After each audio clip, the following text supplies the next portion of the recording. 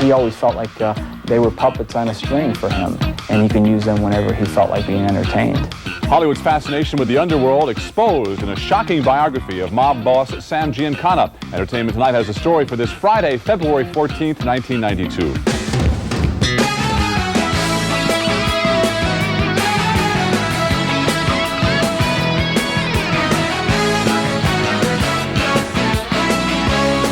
Hello again, everybody. Happy Valentine's Day. I'm Mary Hart. And I'm John Tesh.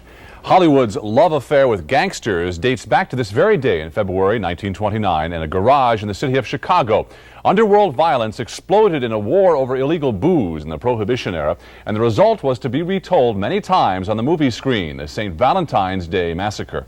The St. Valentine's Day Massacre is still one of the most brutal gangland killings ever. And from this 1967 movie by the same name, to Some Like It Hot in 1959, to Capone in 1975, Hollywood has always had a fascination with it. Experts believe it was masterminded by Al Capone to rub out Chicago rival Bugs Moran, but no one was ever arrested. Now, the new book, Double Cross, claims Mafia kingpin Sam Mooney Giancana was one of the killers, along with his pal, Needles Gianola, who disguised themselves both as cops.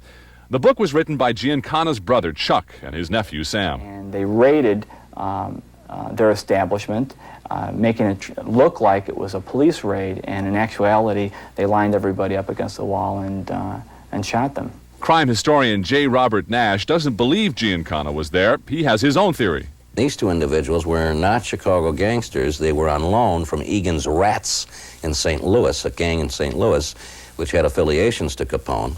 And former Chicago reporter James Bacon has yet another theory. There were no Chicago people involved in the St. Valentine's Day Massacre.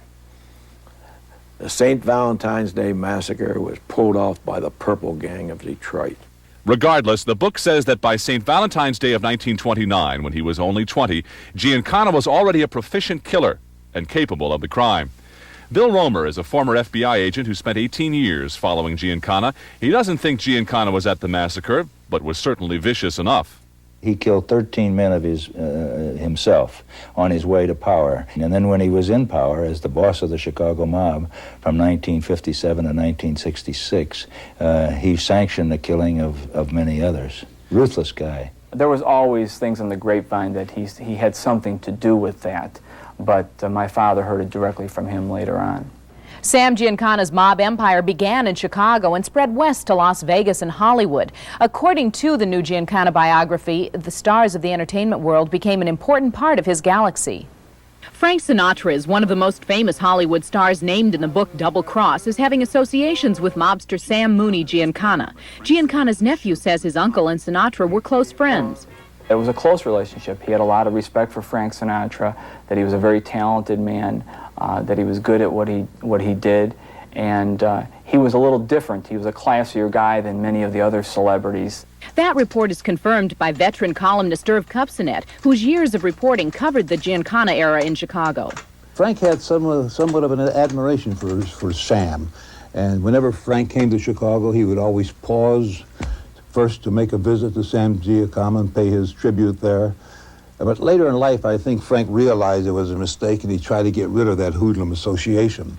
The book claims Sinatra remained involved and makes the daring accusation that Sinatra was used by Giancana, perhaps unwittingly, to try and get blackmail information on John F. Kennedy. When he told my father is that he utilized Frank Sinatra in a capacity of trying to find the right kind of women for various people, and in this particular situation with JFK, to try to get them in a compromising position. Sinatra introduced Judith Campbell to Kennedy. According to the book, she became Kennedy's and Giancana's lover. The book claims she and other women became couriers between the president and the mob boss. There was some agreement, and JFK started to pass confidential FBI documents through Judith Campbell, through Marilyn Monroe, as well as through Angie Dickinson. But those documents were a carefully selected sample of FBI memorandums that were not important. Kennedy supposedly used them to placate Giancana and keep him at bay. Judith Campbell has stated previously that she was a courier between the two men, though she's not commenting on Double Cross. Neither are Sinatra or any of the others mentioned in the book. Sinatra played singer-comedian Joey Lewis in the movie version of Lewis's life. Lewis is also part of Double Cross, these 1949 home movies of Chuck Giancana's wedding, a wedding paid for by brother Sam, show Lewis performing for the Giancanas. Ironically, Lewis was nearly killed by Sam Giancana and other mobsters back in 1927 when he wouldn't perform at a mob-owned nightclub. They beat him up, they cut his tongue, and they cut his throat basically from ear to ear. He didn't die, obviously. And suddenly, in 1949, here is this man who is singing for Mooney once again. And the irony that Mooney had such power that here is a man who was almost died at his hand is now singing at his brother's wedding. The book paints a picture of the mob intimately involved in Hollywood and its stars. Former Hollywood reporter James Bacon doesn't think Giancana and the mob owned Hollywood, but they did own Las Vegas, which was filled with Hollywood stars. The mafia controlled Vegas and when it first got going. And Sinatra was a performer up there, Milton Berle was a performer, Dean Martin and Jerry Lewis, they're all performers. The mob guys signed their paychecks. Mooney Giancana thought Hollywood stars could simply be bought and sold. He always felt like they were puppets on a string for him, and he can use them whenever he felt like being entertained. In the book, Mooney says to his brother, quote, "Hollywood is just full of guys waiting to be used. We help them along and we own them. They're all worthless bums and whores. Hollywood is the only place I've ever been besides Washington, D.C., where everybody, men and women, are just begging for you to use them," end quote. We'll profile the violent life of Sam Giancana this weekend on Entertainment Tonight.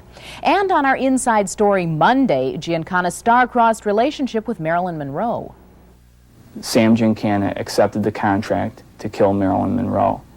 Marilyn Monroe and Sam Giancana, the beauty and the beast, our Inside Story Monday on Entertainment Tonight.